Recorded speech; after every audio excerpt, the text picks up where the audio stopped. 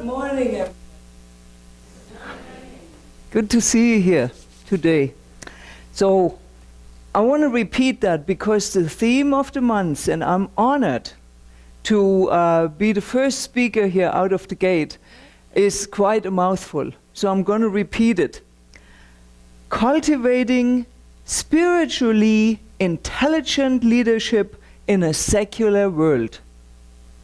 Wow. Yes, secular world is non-religious world.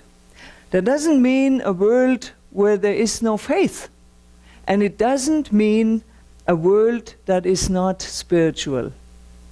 We explore how to walk and talk about our spiritual nature or our spiritual intelligence, the wisdom within us, in a different way.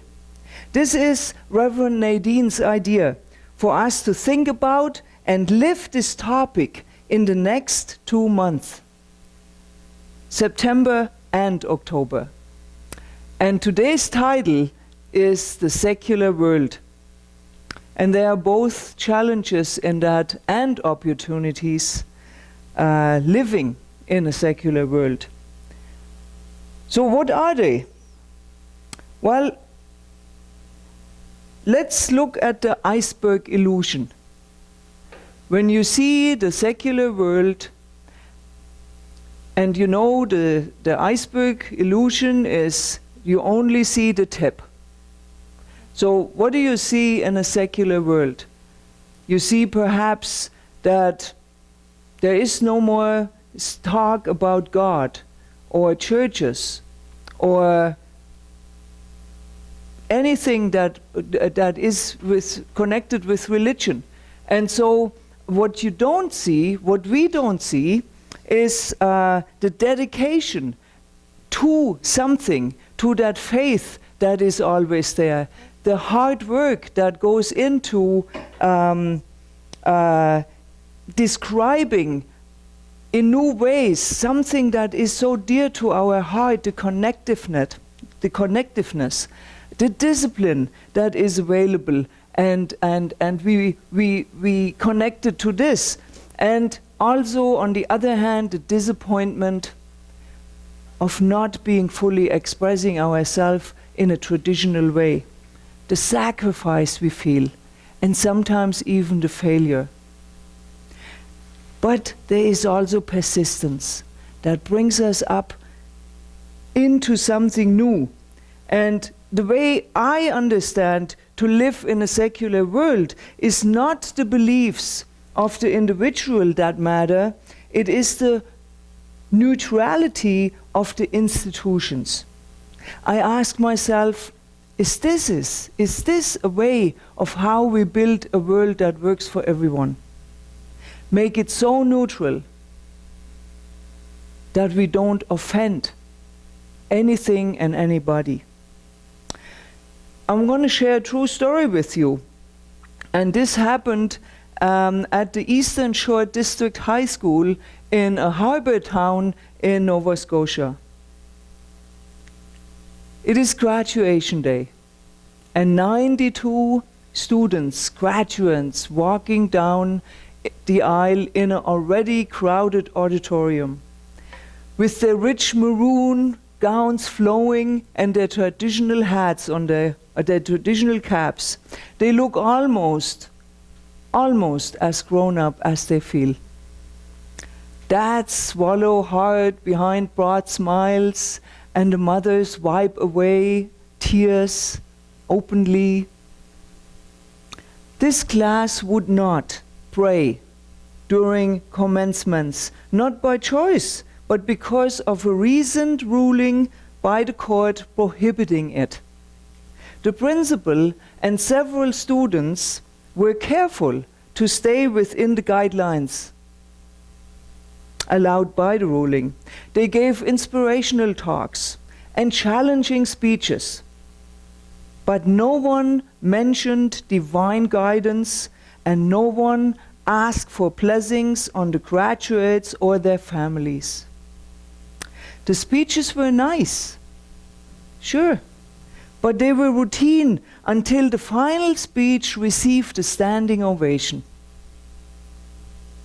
A solitary student walking down proudly towards the microphone stood there in silence for just one moment. And then it happened. 92 students, each and every one of them sneezed. And the student at the microphone looked straight at the audience and said, "God bless you."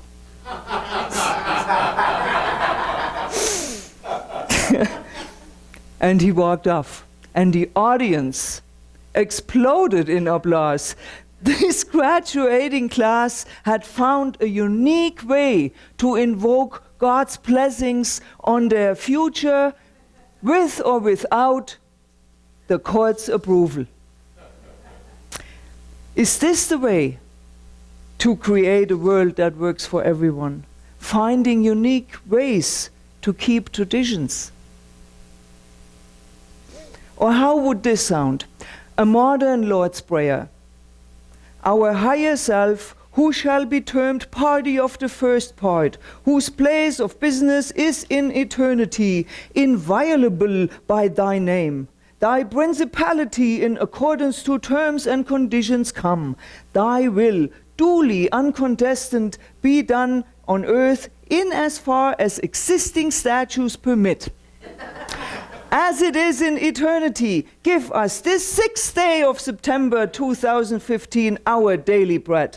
Forgive us our debts, notwithstanding claims, liens, and legal costs, as we who shall be termed party of the second part forgive our debtors. And lead us not into temptation, i.e. sin, corruption, greed, gluttony, etc., but deliver us from evil, the nature of which we shall be determined by the court. For thine is the principality and the power and pending appeal, the glory forever, and so it is. So be it.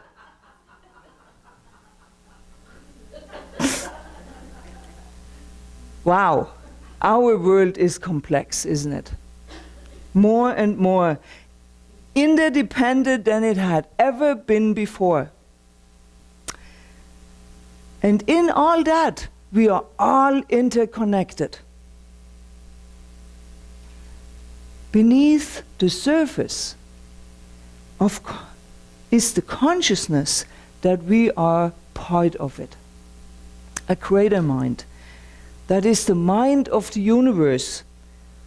We live in a creative universe. We are living at a point now where soul and mind and body is being understood deeper than ever before. How it interconnects with each other. We research, we study, we search, and we know that we are so much more. And we come to understand that we cannot continue with the attitudes of past centuries and succeed. We can get angry and walk away, or we sit down and work together to a higher purpose, for a better world, for instance, our original purpose, and remind each other that there is a power higher than the self, that we are not simply local beings living in a particular culture or nature, but we are part of the universal mind, taking an interest in ourselves. Everything has shifted in our time, and we are no longer ecocentric. We are more world-centric, or even consciousness-centric, if that's a word. We live in a universe of open-ended potential. How do we deal with it? How do we deal with it? Real inner power is how we deal with it. Working on ourselves to express our true self, become a shiny light for others, lead as an example. We are all leaders and role models. In our communities, to our children, to our neighbors, it doesn't matter, in our jobs, everywhere. Deep, authentic leadership requires that we lead ourselves first. That's the important part about it. And then we have a higher dream for a world that is in transition. We see the oneness in all things. We say, I see oneness in you. I see oneness in you. I see oneness in you. No matter when, no matter to whom, no matter in what circumstance, we see the oneness in everything.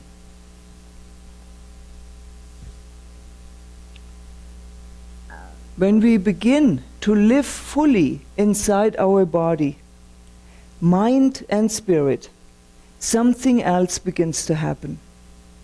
On a deeper level, psychologically, we begin to realize that we are not a bag of skin carrying around a little ego. We are an organism in a huge environment. We have access to many, many different kinds of ideas that want to be born through us. Ernest Holmes says, life is not just something to be endured. It is to be lived in joy, in a fullness without limit. We are so much more than we ever know, but we are learning. We are learning. And so relationships begin to shift.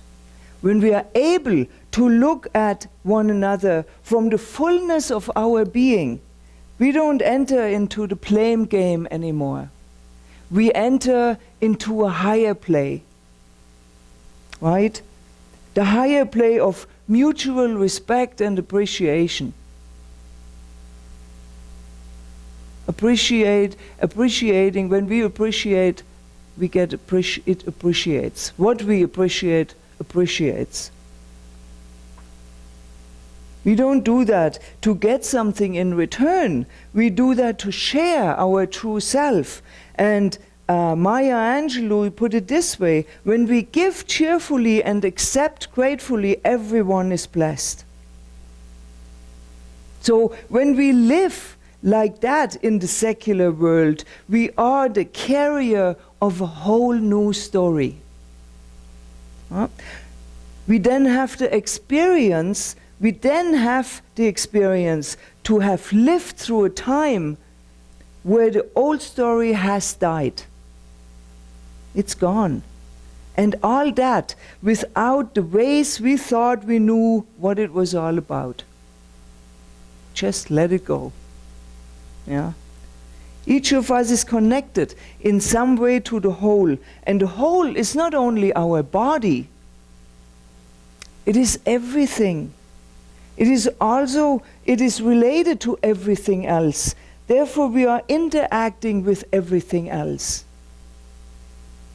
We think we are singular, but there's the energy that comes through us and it taps into another energy, an energy flowing from anybody to me, and it's all mixed. We think maybe we have a body, and that's the truth, absolutely, but there is so much more behind it. Now, I believe that when we tap into this creativity, we can tap into ideas, right?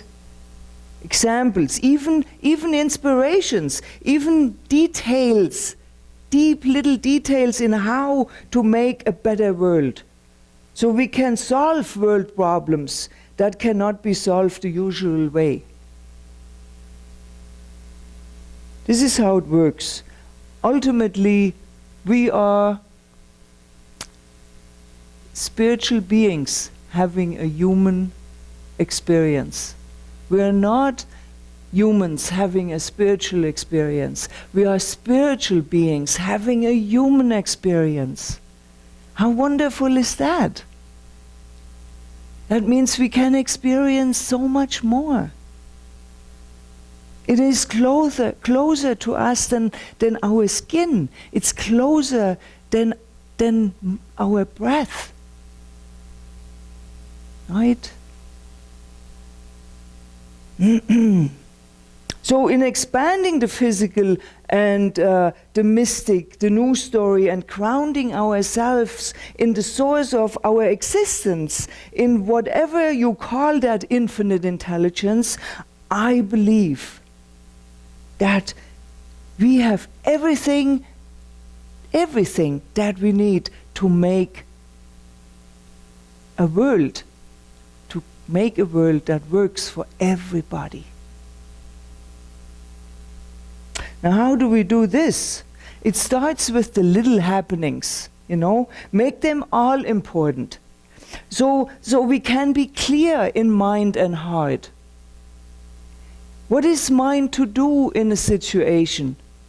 I ask myself, what is mine to do? And what is not mine to do? Right? I don't want to interfere in somebody else's experience. I do sometimes. Right?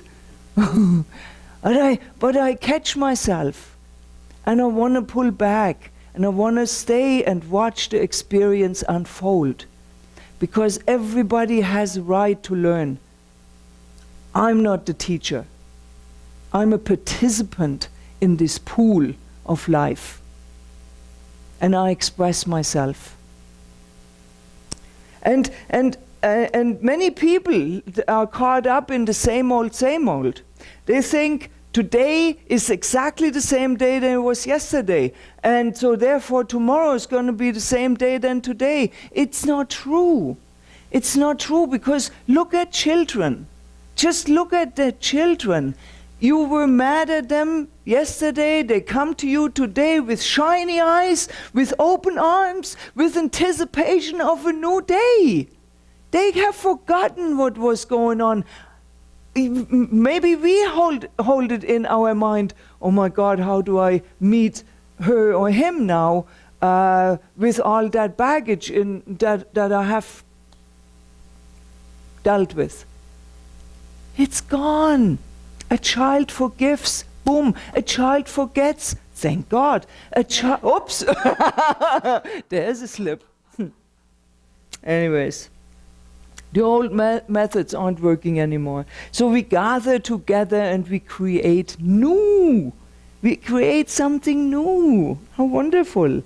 And when we explore the nature of our own story and with that really begin to think, this is where I have been, and this is where I want to be, right? We begin to practice.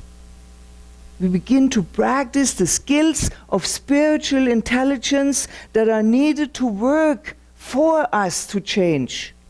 To change not just our lives, it will change the lives around us. Because we are the leaders then.